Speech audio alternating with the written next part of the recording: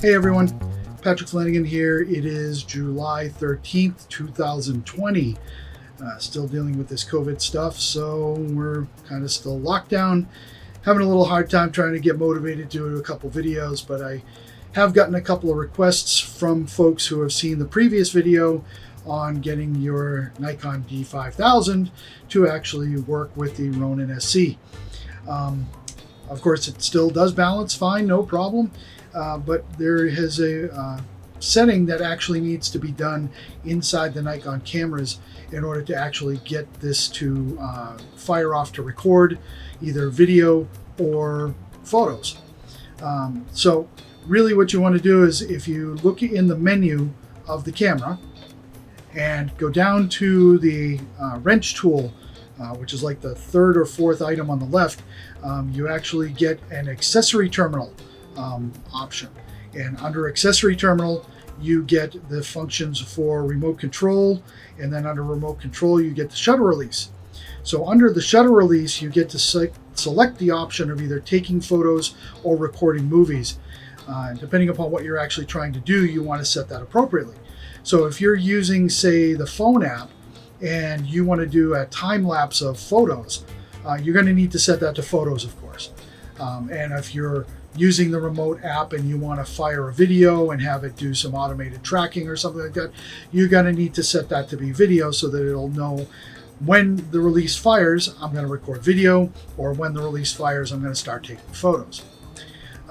So you want to make sure those are set before you begin.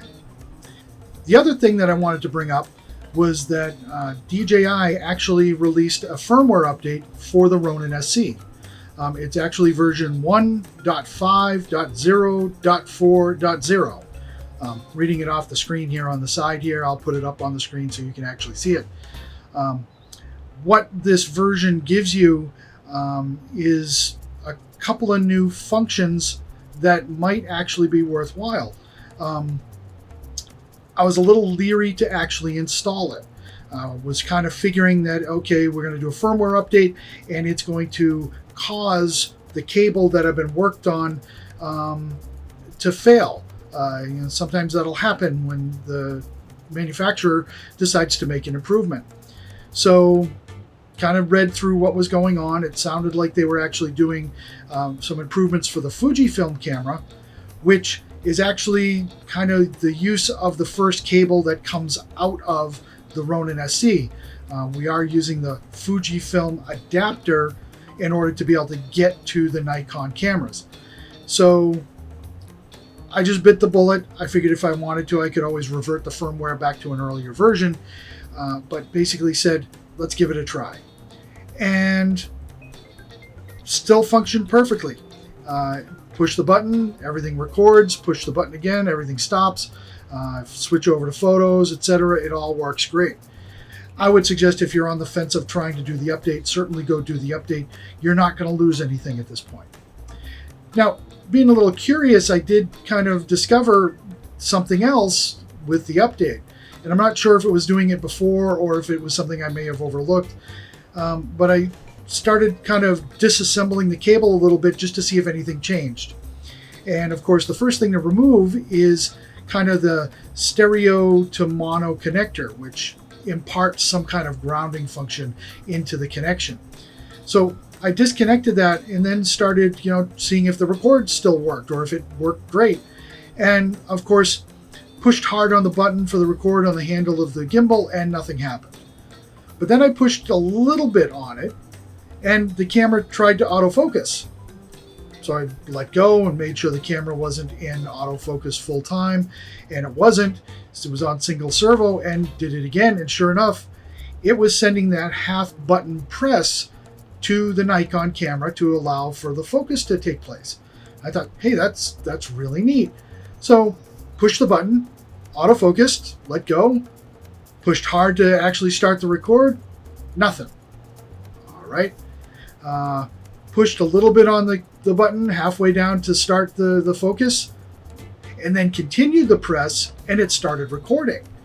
So I was like, okay, this is sort of working. Did a couple more tests and was able to repeat that behavior.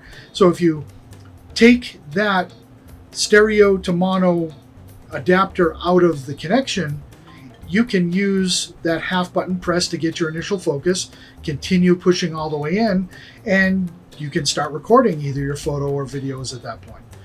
Now, of course, when it came time to turn off the recording, I did the same thing. And it was pushing hard on that record button to get it to stop, like I always do, and it wouldn't stop. Half pushed it in, it actually did a little focus at the end, and then pushed in again some more, and it let go. So if you don't have the focus motor set up, or don't want to take the time to install it, or can't use the weight of it on your gimbal, you might want to try taking that extra adapter out and using that half button press, unless you really want to just do a manual focus before you start shooting, or your f-stop is so long it doesn't really matter.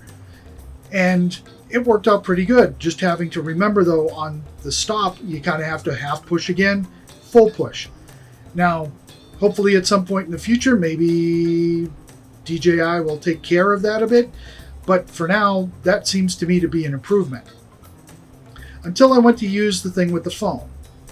So with that adapter, the stereo to mono adapter, out of the line of the mix, fired up the phone, connected it to the gimbal, could swing the gimbal around and everything, but when I went to push record, nothing.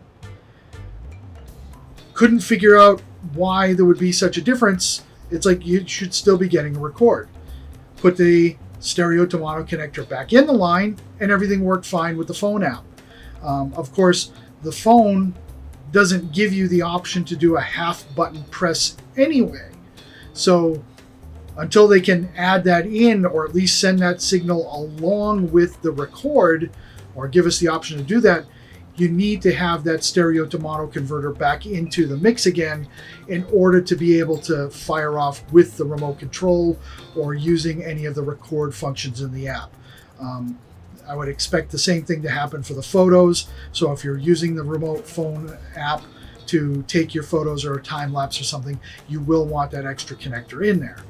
But if you're running around and you don't want that extra weight, or if you couldn't afford it, don't have it, you now can do that half button push. You just have to remember to do it on both ends.